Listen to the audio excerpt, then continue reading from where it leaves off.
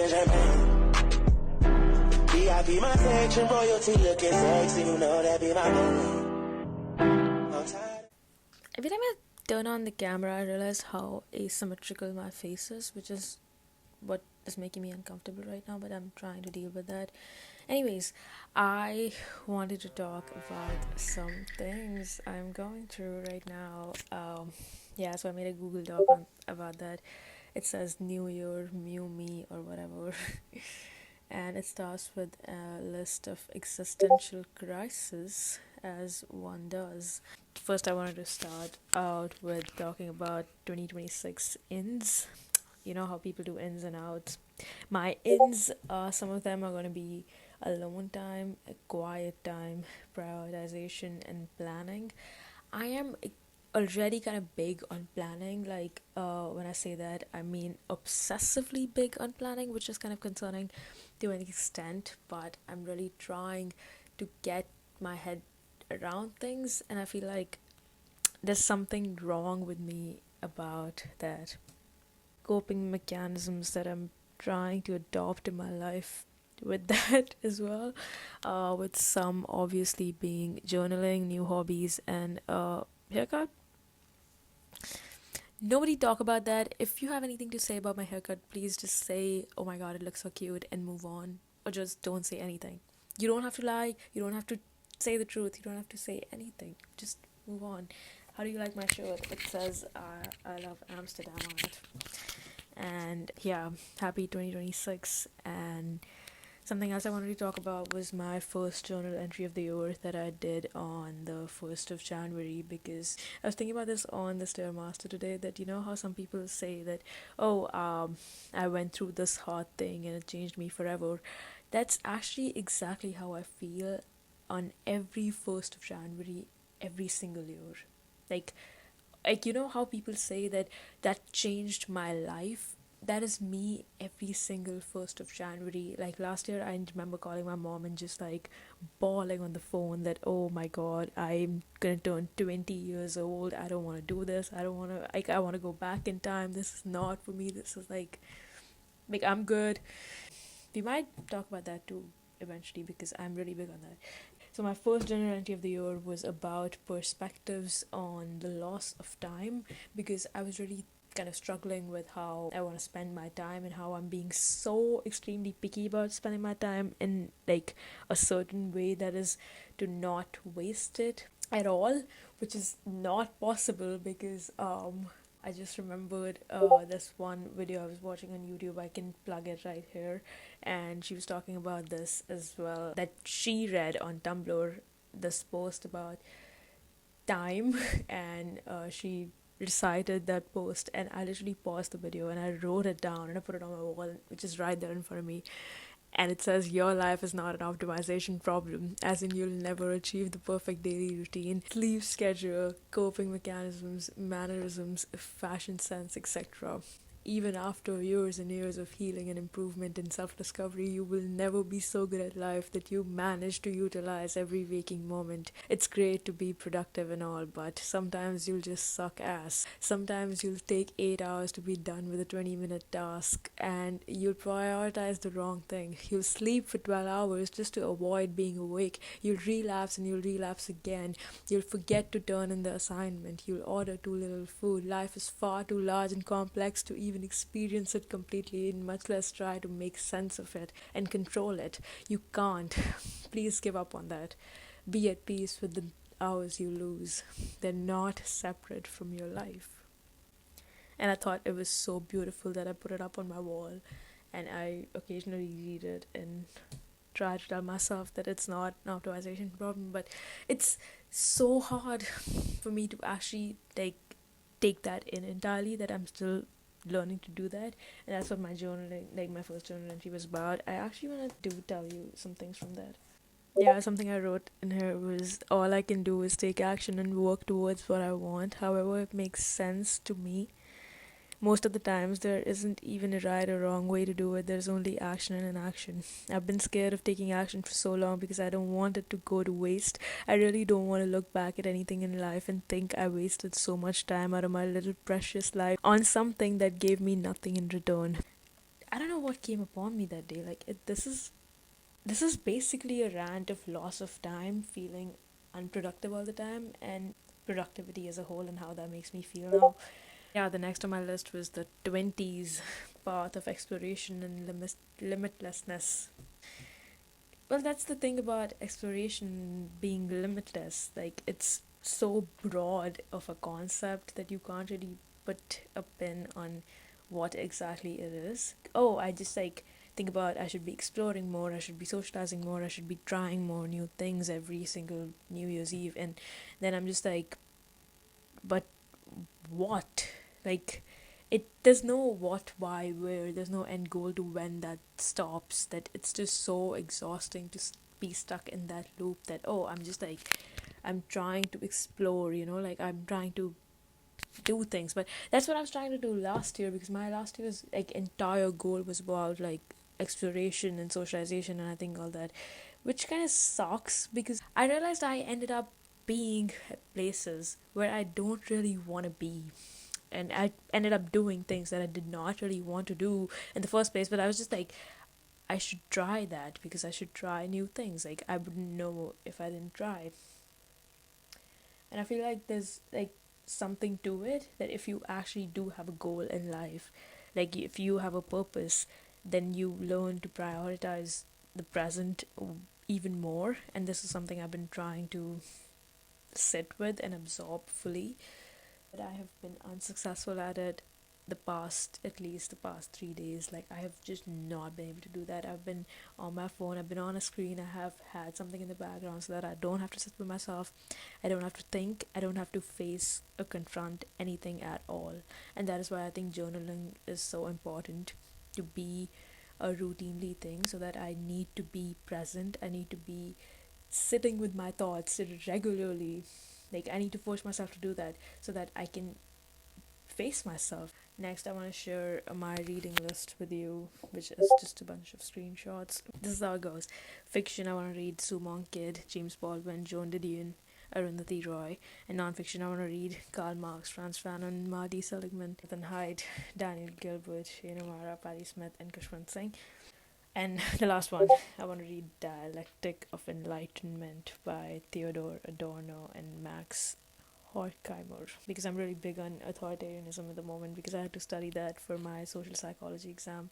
Like, I didn't have to study that, but I did, like, it was like a part of it, but I just like studied that particular thing in like huge detail because I was so interested in that. And next I want to talk about my YouTube history. There's some TED Talks, there's some Jonathan Haidt, there's a video called Paradox of Choice by Barry Schwartz.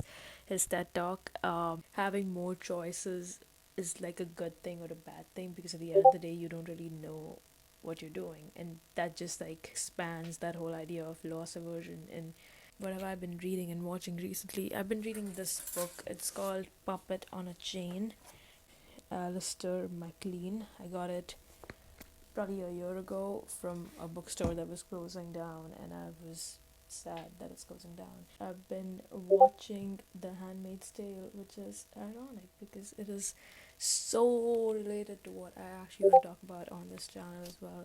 Oppression of women specifically, dictatorship, and the political system, and how that impacts the people culturally, psychologically, socially, and how building of a community around you is extremely important. Even though I'm like I've only watched like first 3 episodes of the show so far, so I'm not really anybody to know what is actually going to go on that show, because it's a pretty long show. I don't know how I've not seen that before, read the book. I have tried reading the book twice, but I've given up because it just did not interest me at that moment in my life. But anyways, so I want to rebrand this 2026, as they say on the internet these days.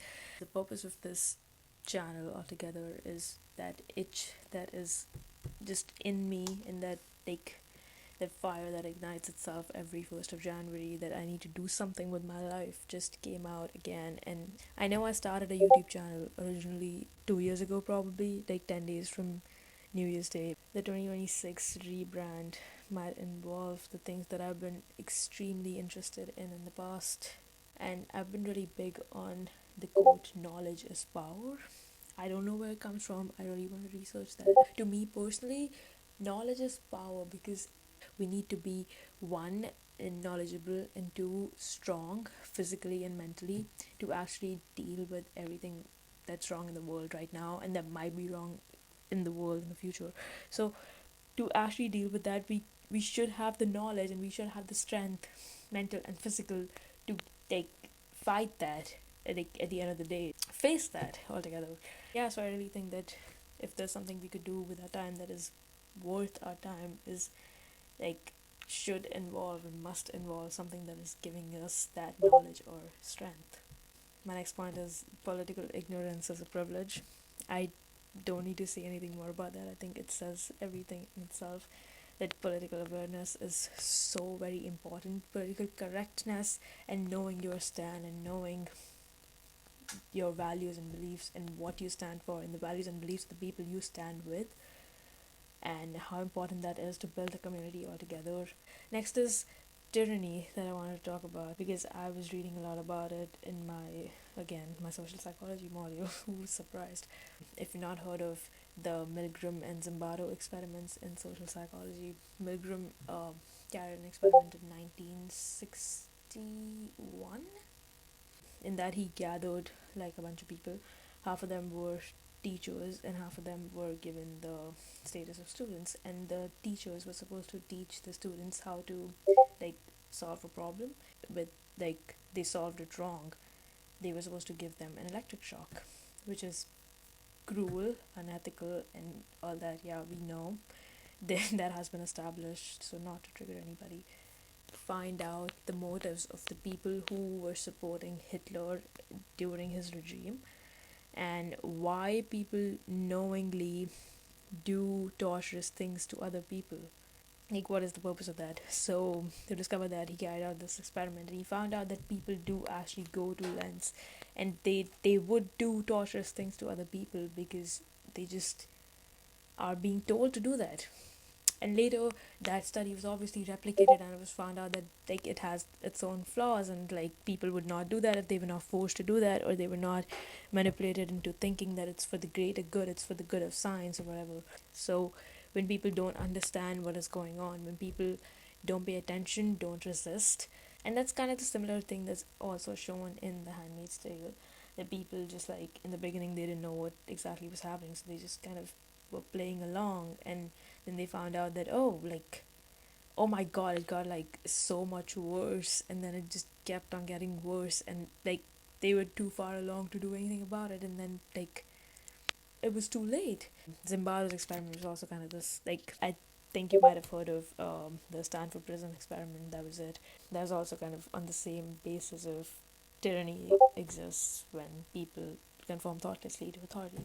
Yeah, okay, so I want to do something with this channel now. I want to make commentary videos, and yep, basically, what's cooking right now is first I'm going to talk about Adorno's authoritarianism versus obsession with self expression, because I have been reading and I've been watching things about like our generation's obsession with self expression, and I think it's really funny because we are so obsessed with our self expression, and we are probably the most lost generation of all. Like, we have no idea what our self identities are more than ever because we are so bound to connect our self identities with marketable products that it's so like we're so cooked and we are the most obsessed with it, which I think is so ironic.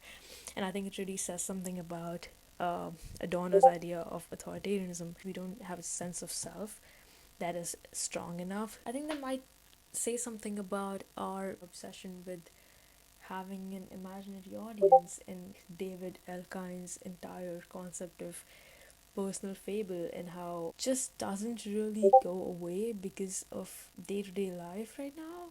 And next idea is overconsumption versus baseline consumption.